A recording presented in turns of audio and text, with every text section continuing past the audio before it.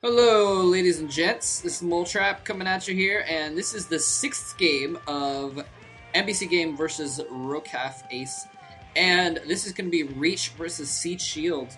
And I mean, we're seeing Sea Shield completely own the Ace team so far. He came in after. Oh, I forgot to check who won the first two games. I just did those games. How did I forget that? Let me check real quick. But anyway, the first player that played for Ace was Anytime. How could I forget Anytime? Duh, Anytime. Anytime went in and beat the first two players of NBC Game Hero. Pretty paltry players actually coming out. I believe it was Saint and Shehun, I believe. Yeah. And so Anytime pretty easily beat them. And then they sent out C though. C, the big hitter, coming out, and C has beaten now basically the two good Protoss players on Rokaf Ace. Beat Anytime and then beat Daezang as well, and then or actually who did he beat as well? He beat Casey in a TVT also, who's a TVT player for Ace. So C doing really well here. Against I mean these are challenging players. I mean Rokaf in general, kind of I won't say a pushover team, but I mean they're one of the easier teams to beat, but not some easy matchups for C, and he's managed to beat them. Now Reach, you know, if Daezang and Anytime couldn't beat C, then I doubt Reach will, honestly. C's playing really well today, so but we'll have to see if he can do anything. He's playing about he's just joined Ace for this Winners League, and he's running about 50% win rate actually, and that's a lot. That's more than I expected, actually. So you know, I got to give him some props. But Reach before joining the Air Force wasn't really playing that well. I mean, obviously he's an old great, an old hero. You know, veteran of many Star League finals. Well, I think a few Star League finals. You know, he beat Boxer in a Star League finals at one point in his career, and so he's definitely a fan favorite as well. So C just checking for cheese, it looks like here. Or no, maybe he's doing a little bit checking for cheese and then putting SCV on the ramp, although that's not really where the cheese usually is, so he should have checked a little bit more if he was checking for cheese. But he is setting up his barracks there. I believe in a spot where he can run his Marines in between it and try and escape Zealots that way if there's early Zealot pressure or anything like that. But anyway, so now he's setting out a scout. But yeah, Reach has been running about 50% in the Winners League, and he's gotten a few kills here or there. I mean, he's beaten some good players. He beat Stork at one point. He beat Ford Gigi, who's a good Terran, although that was on Andromeda. So you never know. I mean, Reach could take it out, and then I'm not sure who. NBC Game would probably send in Light for Game 7 to try and beat Reach in the last game, but. Let's focus on this one. Reach still has to beat C, and it's going to be a difficult opponent for him. It's going to be pretty tricky. And C has now scouted his build. It looks like he's putting a pylon down in the corner for maybe some hidden tech. And I don't know if C is in his base. He's got his SCV in his base, so he may be able to run around and see that.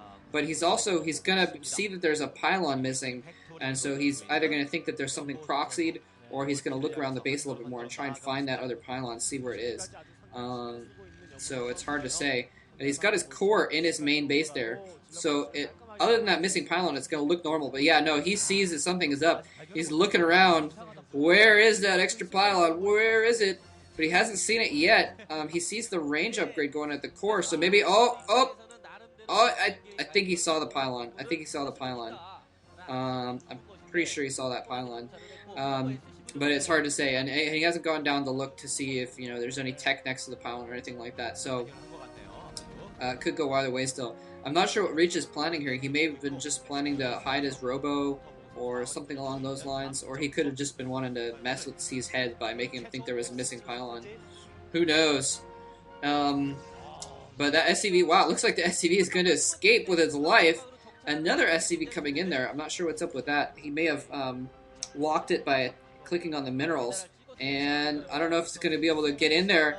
It looks like he's going to get up the ramp. The second SCV with more health is going to get up the ramp and get the scout down. Usually, it gets a killed. It gets a killed. The Dragoons get a kill. The SCV is killed, is what I meant to say. So he's not going to be able to go down and check that other pylon to see what tech Reach is going.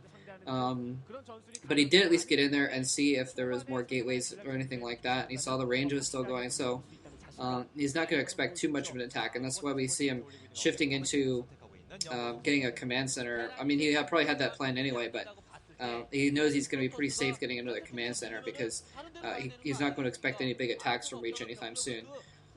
But I'm not sure what Reach is doing. He's got his Robo. I wonder what that pylon down there was for. He may hide some tech there later, of course, as well. So, who knows. But he is just getting a Robo down. He's probably going to get an Observatory, go for the Observatory to try and deal with the mines that are definitely going to come out with this FD push, and then shift into Reaver Harass from there. Is what I'm expecting. But, you know, who knows? He could go straight for Reavers. He could try, I mean, he could be just doing a one-gate Reaver tech build, trying to get some early harassment in and win the game in the long run by you know, killing some SCVs before C is prepared for it. That's a possibility as well, but they haven't shown any other. There, he's using it. There, he's doing it.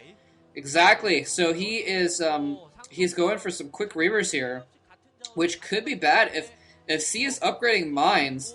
When this FD build comes out, he's gonna be in a little bit of trouble if he's got mines to go with it. But I'm not sure. He doesn't have any vultures out yet, so he could be going for a siege expand instead, which would be pretty good for Reach. He'd be able to, well, siege tanks are obviously difficult to deal with when you with your Reavers, so it could go either way. But I think mines would be really bad for him right now. He doesn't have any detection. He's gone straight for the Reaver tech, so he's not going to have observers out for a little bit longer. But I don't know if C's even planning on doing an FD push. He's got 2 tanks, and he's got a few Marines, so he probably would have made an FD push by now if he was going to. Yeah, so he's just going to do a siege expand, get the siege tech up, and just kind of bunker in, play Terran, play safe, and get your defense up and get your macro going that way before moving out. And unfortunately, Reach could have taken advantage of this by expanding a lot, but he's going to be behind economically. He's got his expansion finally go down. Oh no, the SCV is going to die, but not before it sees that Nexus. Although he does not see the Reavers though, so he does have some quick Reavers coming out here, and it's going to be up to Reach to do some damage. He needs to do some serious damage with these Reavers, and I don't know how he's going to be able to do that. There's just so many freaking turrets everywhere, siege tanks everywhere. C is really well defended. So this is going to be really, really hard for Reach to do damage with this Reaver. But, you know, if anyone could do it, it is the Mantos. He's not in form, but his Mantosness would be just the kind of person that would be able to pull something like this off. Let's see if he can go in here. There are no turrets in the back. Zealot drops out to take the hit from the Siege Tank. Scarab goes off, killing the SCV nearby. I think he knew that it would dud if he tried to go after those far SCVs. Oh, Shuttle in danger, Shuttle in danger.